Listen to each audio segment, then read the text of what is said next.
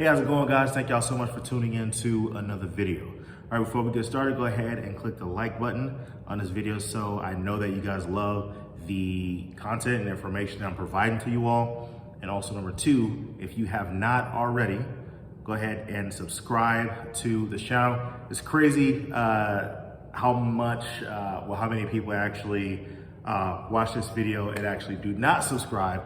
It's very surprising, but I do enjoy you all coming back and watching those videos. But it really does help this channel out if you do take the time. Go ahead and click that subscribe button so that not only are you notified of whenever we have other videos that are coming out like this, but you help push this channel and promote this channel so that other people that need this information, they actually are able to view it because it's exposed to them. Right? So with that being said, I'll go ahead and get it started. You see the title of the video, so you know what we're talking about today. Today, we are talking about why you should consider flipping instead of just wholesaling. Now, I always tell people whenever it comes to real estate investing, I would strongly recommend starting off as a wholesaler because you build a strong foundation and understanding what a deal is. You understand how to find deals, and you get to network with other investors. So in the future, if you do decide to do things like private equity or once you do start flipping houses yourself, or whenever you go into other realms of real estate, you do have a foundation of information and knowledge of real estate itself to identify if you're going in the right direction. So that's why I would recommend wholesaling as a starting point. But once you start wholesaling, you don't want to stay there forever, right? You eventually want to get into the next step. So I've recently made the transition from wholesaling everything to now flipping properties.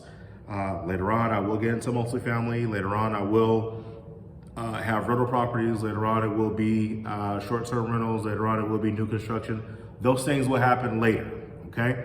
But for now, we've went from wholesaling to flipping houses now, okay? So with that being said, I'll go ahead and give you a few reasons as to why you should consider flipping instead of wholesaling everything. So number one, the main reason, you'll make more money, okay? Now, as a wholesaler, I understand the grind.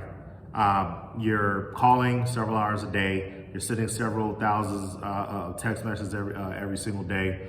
You're getting cussed out every day. You're doing all that work, but then eventually you do get a deal, right? As a wholesaler, you do get a deal and you'll make $5,000, $10,000 on a deal, but the person that you're selling that deal to, not really back up. $10,000 is good money, right? To get a $10,000 check for the work that you've done for 3-4 weeks, 3-4 weeks worth of work and get a $10,000 check, that's pretty solid, right? Regardless of what people say, oh, that's not a lot of money or whatever, that's decent. Because I think the average salary in America is about like $50,000 or $55,000, right? If you're able to do, right, these wholesale deals consistently and you're getting about $10,000, making $120,000 a year, you're doing really well for yourself. So I don't want you to downplay these $10,000 checks. This is good, okay? But what I want you to understand is that if you stick to just making those $5,000, $10,000 checks, you miss out on the possibilities of what could be. So just understand, as you're making your $5,000, right? And the person that's actually doing the work and flipping the house, they're making about $30,000, right? And at first, it didn't really hit me until one year. I remember I was just looking back, I'm like, man, this was a really good year. We did all right for ourselves. And then I went and I checked at what we made. I'm like, okay, whatever, it's okay. And then I went back and looked at those properties and saw what they sold for. And I'm like, whoa, we could have made 4 to 5 times what we made as wholesalers if we would have kept these properties ourselves. Now, at the time, the mindset wasn't, hey, let's go ahead and wholesale, because the mind frame was more so like, I gotta hurry up and get these checks. Like I couldn't wait because of how finances were structured or whatever it was. I couldn't wait 3 to 4 months to get a $30,000 check. I needed that $5,000 check in a couple weeks, right? I needed that $10,000 check in a couple weeks. I couldn't afford, okay? I couldn't afford to wait. And then when I was able to afford to wait, I still was like, hey, I need that in a couple weeks.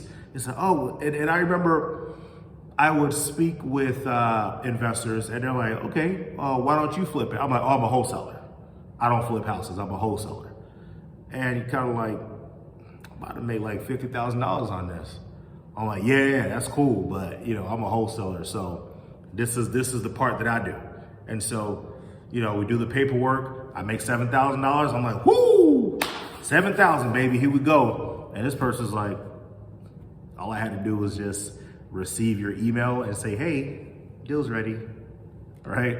So once that hit me, then I'm like, oh, I'm really setting up other families' lives for success and wealth.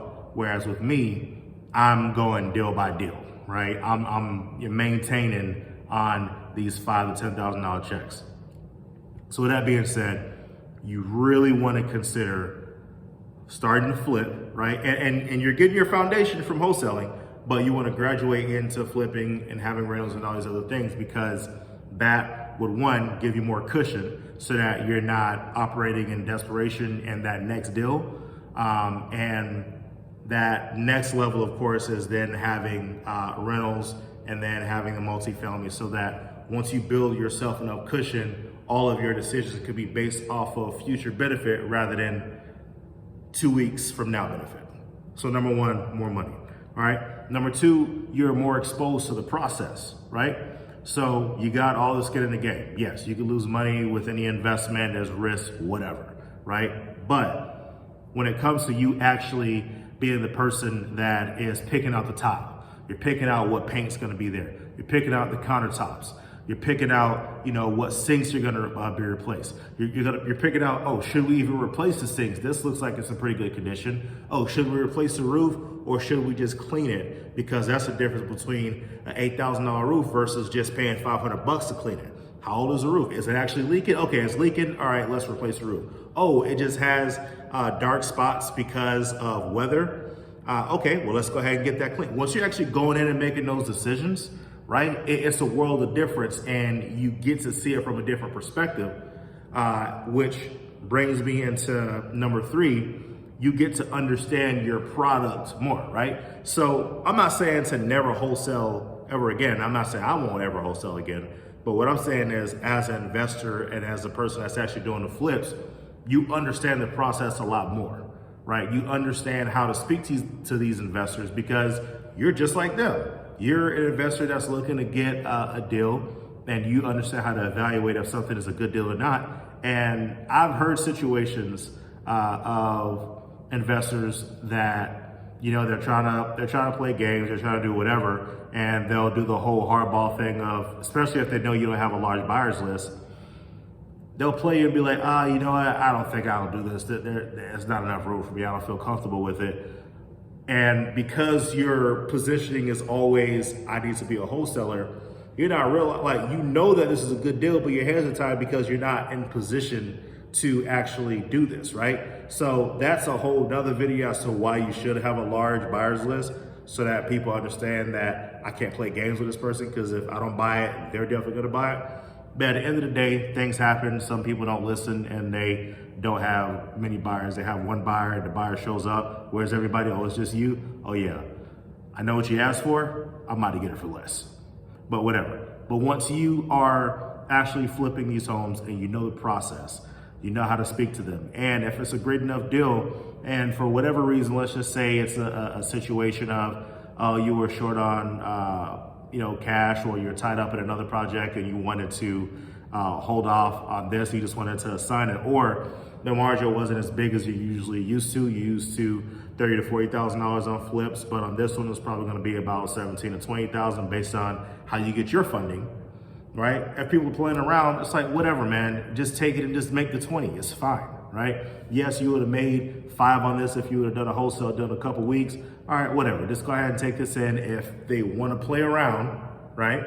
Because you don't have enough buyers, because you didn't get your buyers list at the beginning, just go ahead and take it on because you know the product. Man, especially the way that this market is going on right now. You could check the date on this video. What's today?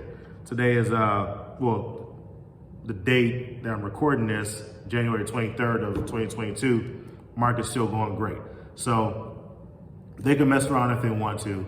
By the end of the day, you know the product, you know what you're doing, and you will be able to capitalize on this investment or this property that you found because you have your foundation as a wholesaler. So with that being said, again, why you should consider flipping instead of wholesaling everything is, one, you make more money. You really do make more money flipping, okay?